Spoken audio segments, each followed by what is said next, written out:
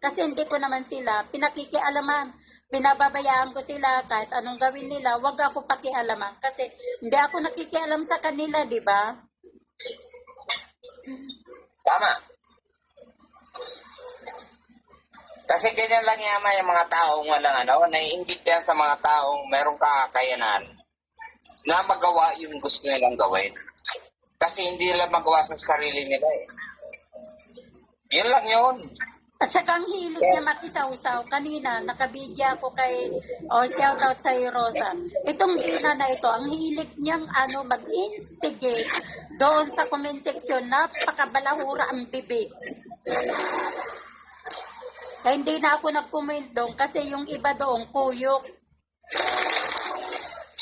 Wala nga, yan yung mga taong yung mga pakising sa umaga, umaasa nila kung anong biyaya madarating sa kanilang buhay.